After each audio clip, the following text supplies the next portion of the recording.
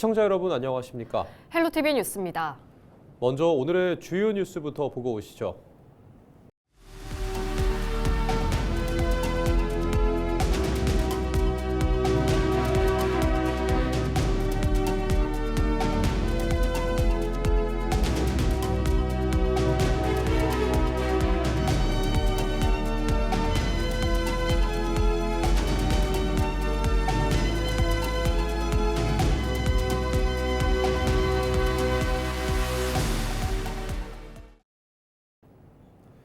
예산의 예당호 출렁다리는 개통 이후 수백만 명이 찾으며 지역의 대표 랜드마크로 자리 잡았죠. 하지만 그동안 체험 프로그램 등이 부족하다는 아쉬움이 적지 않았는데요. 예산군이 즐길거리와 숙박시설을 대폭 보강하며 체류형 관광지로의 도약을 선언했습니다. 임희정 기자입니다. 푸른 호수를 가로지르는 거대한 출렁다리. 길이 402m, 예산 관광의 효자 노릇을 톡톡히 해온 예당호 출렁다리입니다. 지난 2019년 개통 이후 누적 방문객만 800만 명을 넘어섰습니다. 하지만 볼거리에 비해 즐길거리와 먹거리, 특히 머물 곳이 부족하다는 점은 늘 아쉬움으로 꼽혀왔습니다. 예산군이 이런 문제를 해소하기 위해 예당호 일대를 탈바꿈시켰습니다. 가장 먼저 눈에 띄는 건 호수 전체를 한눈에 내려다볼 수 있는 70m 높이의 전망대입니다.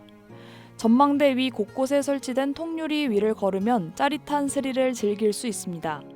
입소문을 타면서 지난 10월 개장 이후 20만 명이 넘는 방문객이 다녀갔습니다. 이 전망대에 올라가면은 애기들이 구경거리도 많고 좀 먹거리도 좋아요. 먹거리는 이 밑에 많지. 요쪽에도 또 분식 있고 애들 그 물고기 유리 저기 되어 있었고 그 물고기들이 노는 거 막 이런 것도 있고요. 오면 와서 구경하면 좋을 것 같아요. 전망대 바로 옆에는 온 가족이 즐길 수 있는 어드벤처 시설이 들어섰습니다. 시원한 바람을 가르는 짚라인부터 미끄럼틀까지 탁 트인 예당호 전경을 바라보며 즐길 수 있어 가족 단위 관광객들에게 인기입니다.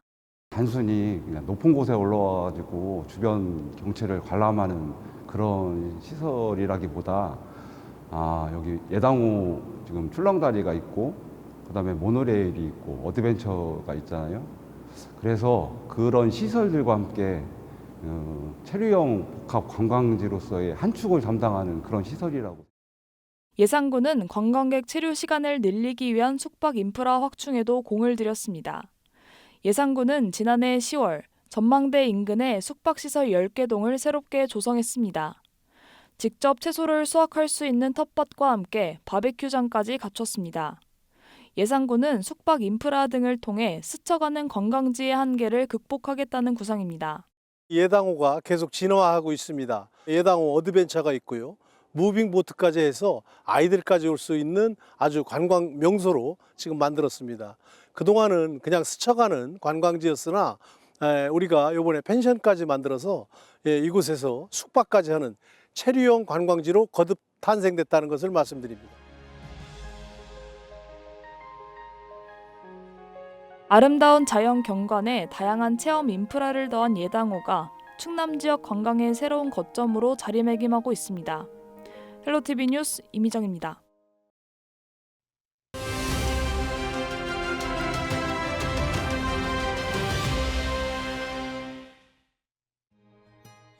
대전 충남 행정통합에 대한 화제가 연일 이슈가 되고 있습니다. 이런 가운데 교육계의 입장은 어떠한지 오수민 전교조 충남지부장 만나 대화 나눠보겠습니다. 지부장 안녕하십니까? 안녕하세요. 네, 방금 말씀드린 것처럼 이 대전 충남 행정통합이 계속 화제가 되고 있고 논의가 좀 진행되고 있는데 좀 교육계의 목소리는 좀 반영되고 있지 않다, 좀 아쉽다라는 의견이 있습니다. 좀 어떤 상황인가요? 네, 이제 통합특별시에 대한 특례 법안이 좀 발표가 되었는데요. 그 중에서 교육 자치에 대한 부분이 좀 저희가 우려되는 내용들이 좀 있는 상황으로 보여집니다. 네, 말씀해 주신 좀 우려점이 있는데 좀 구체적으로 좀 어떠한 것들이 좀 있을까요? 네, 저희가 그 중에서 조금 우려가 되는 부분이 어떤 부분이냐면 특수목적고등학교를 설립하고 운영하는 것에 있어서 원래는 이제 교육감에게 그 권한이 있었어요. 그런데 이제 새롭게 통합되는 특별시에서는 특별시장에게 그 권한을 주게 되어 있거든요. 그래서 그런 부분들이 좀 교육 자치와는 대치되지 않나라고 생각을 하고요. 그리고 이제 교사의 자격에 대한 부분, 지금 그 특례법에 보면 영희세의 영아들이 유치원에 입학할 수 있도록 어느 한 지역에서 혹은 통합 학교라고 해서 새로운 형태의 학교인데 초등학교와 중고등학교를 뭐 합쳐서 운영한다던가 이런 내용들이 있습니다. 근데 거기에서 만약에 이제 지금 현재 유치원에 입학을 3에서 5세의 유아들이 입학할 수 있도록 되어 있는데 0에서 2세까지 영아까지 합치게 되면 원래는 0에서 2세는 보육교사가 가르칠 수 있도록 하게 되어 있어요. 근데 이러한 유치원 교사의 자격 문제, 그리고 초등학교, 중학교를 만약에 합치게 된다면 초등교사는 초등학생을 가르치고 중등교사는 중고등학생을 가르치도록 되어 있는데 그런 것이 교차 지도를 할 수 있도록 하는 내용이 들어 있어서 조금 우려가 되고 있습니다. 네, 말씀해 주신 좀 우려점들이 좀 많이 있는데요. 좀 그동안 좀 논의는 계속 되었었잖아요. 근데 좀 교육계는 좀 참여한 경우가 없었다고 들었는데 좀 어떤 상황이었나요? 우선은 저희는 관련 내용에 대해서 조금 뭐 그동안 성명이나 보도 자료를 통해서 입장을 좀 내고 있었는데 현재 좀 이 통합 시에 대한 의견이 좀 급하게 추진되다 보니까 이런 점들이 생기는 것 같습니다. 네, 또 이제 이어서 짚어볼 게 좀 교육감 선출 부분도 좀 이슈가 좀 있는 것 같은데요. 좀 어떠한 상황일까요?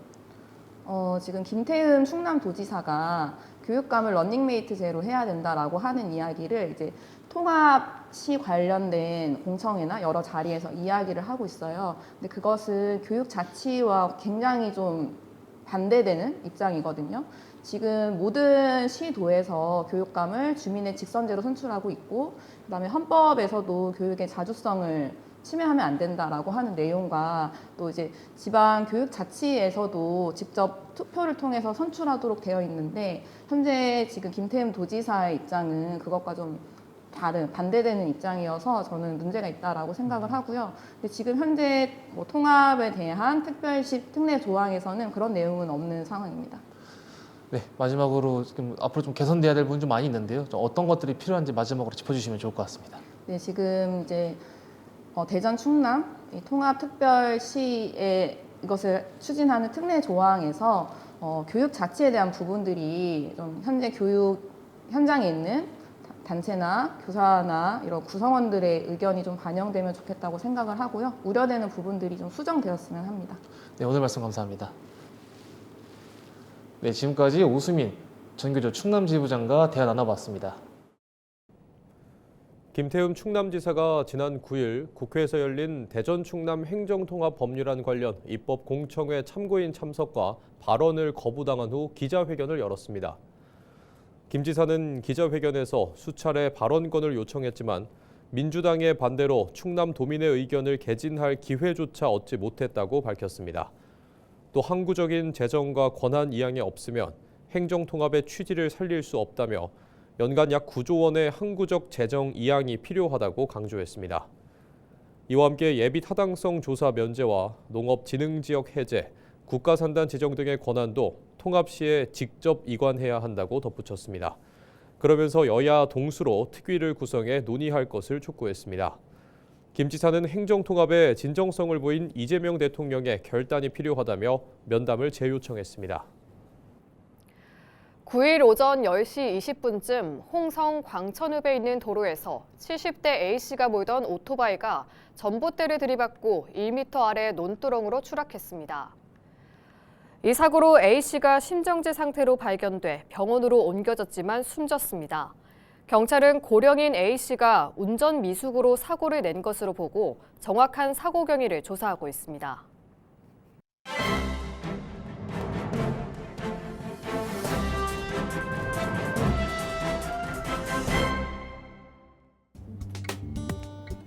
충청투데이 기사입니다. 2024년 기준 충남의 경찰 공무원 1인당 담당 주민 수는 423.7명으로 전국 평균을 웃돌았습니다. 전국 17개 시도 가운데 6번째 수준으로 경기도에 이어 비교적 높은 편에 속합니다. 도농복합지역 특성상 순찰 범위가 넓고 지역 간 치안 격차가 존재한다는 점도 현장 부담을 키우는 요인으로 지목됩니다. 소방 재난 분야에서도 대응 부담이 이어지고 있는데요. 충남 소방공무원은 2024년 기준 4,266명으로 1인당 담당 주민 수는 약 501명 수준입니다.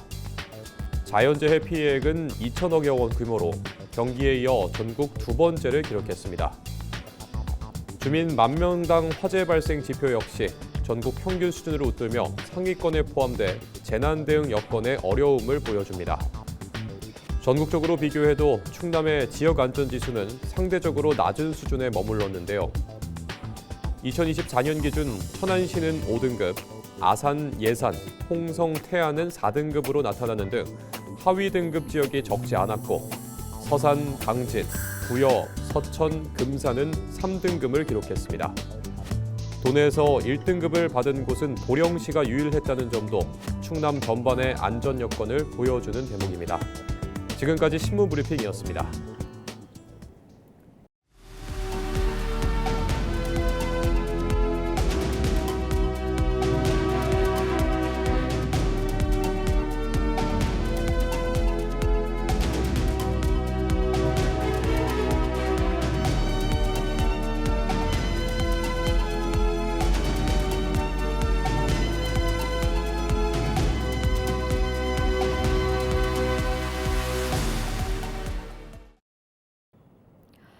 서산시가 군 소음대책 지역 3종 구역에 음암면 도당리와 해미면 홍천리, 수석동 등 일부 지역을 새로 포함했다고 밝혔습니다. 새로 포함된 지역은 171필지며 해당 지역에 거주하는 주민 275명은 군 소음 피해 보상금을 받을 수 있게 됐습니다. 군 소음 대책 지역은 소음 영향도에 따라 1종부터 3종까지 구분되며 3종 구역 거주 주민은 월 최대 3만 원을 지원받을 수 있습니다. 신청 대상은 지난해 1월 1일부터 12월 31일까지 군소음 대책 지역에 주민등록지를 두고 실제 거주한 주민입니다. 예산군 시남 양조장이 충남도 등록 문화유산으로 최종 등록됐습니다. 예산 시남 양조장은 1930년 건립 이후 현재까지 운영되고 있는 근대 양조 시설입니다. 충남도는 전통적 양조 생산 공간이 온전하게 유지된 점과 한일 절충식 목구조 건축 양식을 갖춘 점 등이 높은 평가를 받았다고 설명했습니다. 충남도는 이번 등록을 계기로 예산 시남 양조장에 대해 체계적 관리를 추진하고 지역 문화자원으로의 활용 가능성을 모색할 방침입니다. 홍성군이 충남권 국립호국원 유치에 나섭니다. 충남도는 지난해 국가보훈부에 호국원 조성 건의서를 제출했으며 타당성 용역과 현지 평가를 거쳐 홍성군과 부여군을 후보지로 추천했습니다. 이에 따라 홍성군은 이달 말까지 제안서를 제출할 예정이며 최종 대상지는 올해 말 선정될 계획입니다. 한편 충남은 전국 광역자치단체 가운데 유일하게 국립호국원이 없는 지역으로 도내 유공자들이 타 지역 호국원에 안장되고 있습니다. 충남도가 오는 18일까지 설 연휴 종합대책을 추진하고 종합상황실을 운영합니다. 충남도는 설 연휴 기간인 14일부터 나흘간 종합상황실과 15개 대책반을 운영한다고 밝혔습니다. 또 연휴 기간 물가 인상이 예상되는 주요 품목을 집중 관리할 계획이라고 설명했습니다. 이 밖에도 충남도는 재난형 가축 전염병 특별 방역과 산업재해 예방 활동 강화, 가스 공급 중단 방지 등에 나설 방침입니다. 또 응급진료 상황실과 연휴 기간 문 여는 병원 등을 운영해 의료 체계를 구축할 계획이라고 밝혔습니다. 태안군이 올해 모두 109억 원의 예산을 투입해 소나무 재선충병 방제 사업을 추진합니다. 이번 사업은 최근 기후변화에 따른 이상 고온과 매개충 활동 기간의 장기화로 소나무 재선충병 발생이 급증함에 따라 마련됐습니다. 태안군은 생활권 주변 고사목과 태안국제원예치유박람회 인근 고사목 등 모두 9,500여 분의 감염목을 제거할 계획입니다. 또 소나무 재선충병 피해가 큰 안면읍 일원에 수종 전환 사업을 시행하고 주요 관광지를 대상으로 예방 나무 주사 사업을 할 예정입니다. 한편 소나무 재선충병은 감염 시 수분 이동이 차단돼 잎이 위에서부터 붉게 변하며 말라 죽는 감염병으로 회복이 불가능합니다. 당진시가 지난 9일 시청에서 산림재난대응단 산불 감시기동대 발대식을 개최했다고 밝혔습니다. 이번 발대식에는 오성환 당진시장과 산림재난대응단 44명, 산불감시원 30명 등이 참석했습니다. 당진시는 전문성과 현장 대응력 강화를 위해 산불과 산사태 등 대응 인력을 올해부터 산림재난대응단으로 통합 운영합니다. 이와 함께 산불 예방을 위해 산림재난대응센터를 리모델링했고 송전탑에 산불 무인 감시 카메라를 설치했습니다. 한편 당진시는 산불의 주요 원인 중 하나인 소각 행위를 줄이기 위해 오는 13일까지 찾아가는 파쇄 지원단 신청을 받아 운영할 계획입니다. 충남도가 설 명절을 맞아 전통시장에서 온누리 상품권 환급 행사를 실시합니다. 이번 행사는 지역경제 활성화와 수산물 소비 촉진을 위해 마련됐습니다. 행사 기간 전통시장에서 국내산과 원양 수산물을 구입하면 구입 금액의 최대 30%를 온누리 상품권으로 환급받을 수 있습니다. 1인당 지급 한도는 2만 원입니다. 행사에 참여하는 전통시장은 당진 전통시장과 태안 서부, 동부시장 등 7개 시군 12곳입니다. 홍성군이 농작업 안전관리 지킴이를 운영합니다. 홍성군은 농작업 안전사고 예방과 관리 강화, 일자리 창출 등을 위해 안전관리 지킴이를 운영한다고 밝혔습니다. 지역 어르신들로 구성된 안전관리 지킴이는 마을 농작업 현장 안전점검과 함께 농업인 대상 안전수칙 안내 등에 나설 방침입니다. 또 사고 예방을 위한 개선 사항 등을 건의할 계획입니다.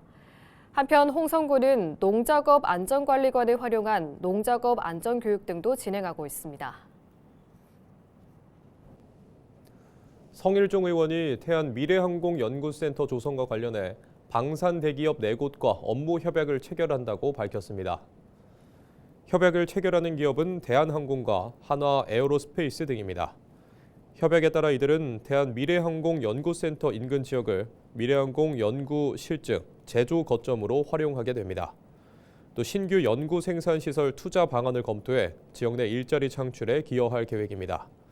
성 의원은 이번 협약이 태안군이 미래 산업인 무인기 산업의 핵심 거점으로 도약하는 중요한 계기가 될 것이라고 강조했습니다. 한편 일각에서 제기되는 소음 우려에 대해 무인기는 기존 항공기보다 소음이 적고 하루 이착륙도 4회 이하로 계획돼 있다고 전했습니다. 이에 따라 경제적 효과에 비하면 피해는 매우 제한적이라고 덧붙였습니다. 가세로 태안군수가 국방 미래항공연구센터 건립 관련 업무 협약에 동의하기 어렵다는 입장을 밝혔습니다. 가 군수는 기자회견을 열고 센터 설립과 관련해 주민 수용성이 확보되지 않았다고 지적했습니다. 그러면서 태안은 이미 오랜 기간 군사시설 운영으로 인한 소음 피해를 겪고 있다며 일방적 희생은 안 된다고 강조했습니다. 또 사업 예정지 인근에 국제학교 설립이 예정돼 있어 교육시설 입지에도 문제가 생길 수 있다고 설명했습니다. 이 밖에도 가 군수는 기업도시구역과의 제도적 충돌 가능성도 제기하며 대책 마련을 촉구했습니다. 한편 국방미래항공연구센터는 태안 남면 달산리 지역에 조성이 예정된 국가보안시설입니다. 시설은 국방과학연구소 주관으로 차세대 무인기 연구 등을 수행할 예정입니다. 주민 수용성을 확보할 수 있는 충분한 대책이 선행되지 않고 우리 지역에 실질적인 도움이 되지 않는다면 본 사업은 추진 명분과 실리가 없어 재검토가 불가피한 상황입니다. 이에 우리 군은 기업의 구체적인 사업계획 제시와 소음 안전 문제 등에 대한 책임 있는 대안을 마련해 줄 것을 요청드립니다.